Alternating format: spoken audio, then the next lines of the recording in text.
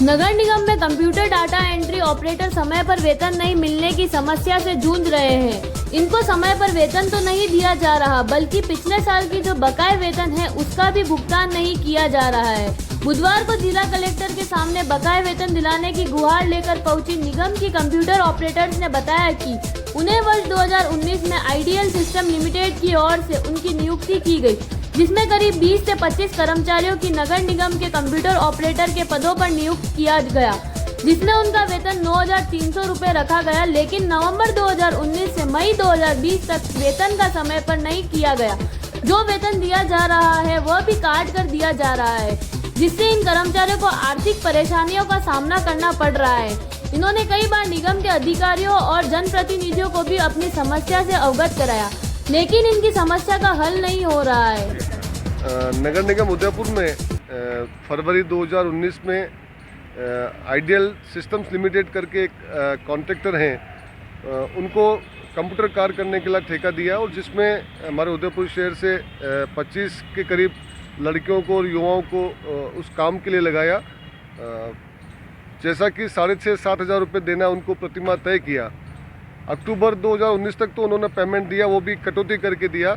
उसके बाद में इन लड़कियों से 20 मार्च तक लॉकडाउन लगा कोरोना कारण, तब तक इनसे काम कराया। तब तक उनका 4 महीने के लगभग के बराबर का कोई पेमेंट नहीं दिया, नहीं लॉकडाउन का कोई पेमेंट दिया। साथ ही साथ में उस कॉन्ट्रैक्टर ने जब तक का पेमेंट दिया उस समय भी उन्होंने भविष्य निधि राशि भविष्य निधि खाते में जमा कराने के नाम पर इनके वेतन में से काट कर अपने पास रख ली, लेकिन वो कोई जमा नहीं कराई, नए कोई खाते खोले। हम आज इस बात को लेकर के ये लड़कियां लगातार कमिश्नर्स के पास भी गई हैं, लेकिन इनकी कोई सुनवाई नहीं हुई है।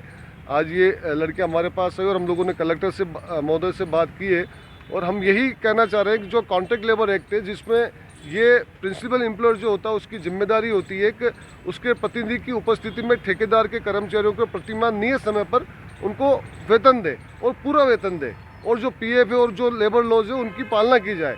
लेकिन यहाँ पर हमारे नगर निगम हो या उदयपुर के कोई भी सरकारी संस्थान हो या निजी संस्थान हो, जहाँ पर ठेके पे कर्मचारियों को लगा कर काम लिया जा रहा है, लेकिन वहाँ पर कोई ऐसी व्यवस्था नहीं है। कॉन्ट्रैक्ट लेबर एक्ट में सेक्शन 21 में यह भी कहा गया कि अगर पैसा नहीं देते हैं वो कॉन्ट्रैक्टर, तो ये जो मूल नियोक्ता है, प्रिंसिपल एम्प्लॉयर है, उसकी जिम्मेदारी है कि वो उनको पेमेंट दे कर्मचारियों को। लेकिन ऐसा नहीं हो रहा है। एक ये तो हमारे सामने ये आया है किस्सा, आप हर डिपार्टमेंट में या हर इंडस्ट्री में आप मालूम कर लेंगे तो ये की स्थितियाँ, मतलब पढ़े लिखे बच्चे जो हैं उनके बारे में ये सोचते हैं बड़े होके युवा होके अपना रोज़गार करेंगे, अच्छा जीवन निकालेंगे, लेकिन इस तरह का शोषण हो रहा है। इसलिए हम ये भी कहना चाहते हैं इस केस में जो ये लड़कियां हैं उनको तत्काल वेतन दिलाने के साथ इनके पीएफ की जो राशि है वो भी इनको भुगतान करी जाए, और उदयपुर में जितने भी संस्थान हैं उन सब पे ये पाबंदी लगाई जाए कि जो भी मूल नियोक्ता है उसकी उपस्थिति में, उसके प्रतिनिधि की उपस्थिति में ये पेमेंट नियत समय पे दिया जाए, और नहीं दे तो जो प्रिंसिपल एम्प्लॉयर है वो इनको नियत समय पे पेमेंट दे। यही मांग लेकर हम लोग यहाँ पर आए हैं। मेरा नाम पूजा जेटिया है।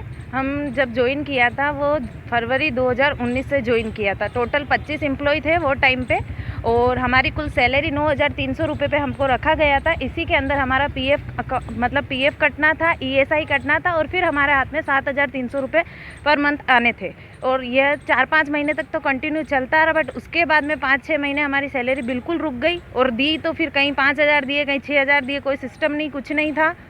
तो बस वही है। और पीएफ अकाउंट के अभी तक पीएफ के अकाउंट के भी अते पते नहीं है, किसी के खोले किसी के नहीं खोले। ईएसआई के भी कुछ पता नहीं है क्या किया इन लोगों ने, कंपनी के सिस्टम से चली क्या हुआ। आइडियल सिस्टम लिमिटेड नाम से कंपनी थी, स्मार्ट राज के अंदर हम काम करते थे, नगर निगम में काम करते थे। ये था हमारा। ईएसआई का कार्ड बना होगा आपका? नहीं बना, ना ही ईएसआई का कार्ड बना। 1-2 एम्प्लॉय के पीएफ अकाउंट जरूर खोले गए, और उसमें भी कोई पैसा नहीं डाला गया। 1-2 महीने के डाले गए, वो भी मेरे डाले गए। बाकी किसी के 25 लोगों ने हम लोगों ने ज्वाइन किया था, पीएफ अकाउंट तक भी नहीं खोले। बाकी ये फर्स्ट चीज़ रहती है कि पहले पीएफ अकाउंट खुलता है किसी भी कंपनी में, वो भी नहीं था। मेरा नाम पूनम वैद्य है और मैं नगर निगम में काम करती हूँ, एक कंप्यूटर ऑपरेटर हूँ। और 2019 में जनवरी 2019 में एक स्मार्ट राज कंपनी आई थी जिसने हमें कार्यरत पे रखा था कंप्यूटर ऑपरेटर डाटा एंट्री के लिए। और हम तभी से हम काम लॉकडाउन तक काम करते आ रहे थे। उन्होंने सिर्फ हमें 3-4 महीने तक बराबर सैलरी दी, उसके बाद ना तो हमें बराबर सैलरी दी और ना ही हमारे पीएफ के कोई हत्ते पत्ते हैं। और जब हम उनसे बात करते हैं तो वो हमसे सीधे मुंह बात भी नहीं करते और हमारा फ़ोन काट देते हैं। और जब हमारे जो मेन हमें जो सैलरी देते थे अंकुर त्यागी और भव्या मैम, उनसे हमने बात करी तो उन्होंने हमें यही कहा कि हम आपकी सैलरी हम आपको टाइम टू टाइम देंगे, पर उन्होंने भी हमसे धोखाधड़ी करके वो यहाँ से चले गए। और अब हम उनसे कॉल करते बात करते तो हमसे बात भी नहीं करते, कुछ भी नहीं करते हम। कितने महीने की सैलरी बाकी है? 6 महीने की सैलरी बाकी है और लमसम 1.5 साल का हमारा PF बाकी है। नियुक्ति से लेकर अब तक सैलरी मिल रही है हमें 9,300 टोटल सैलरी, जिसके अंदर से हमारा PF कटना था।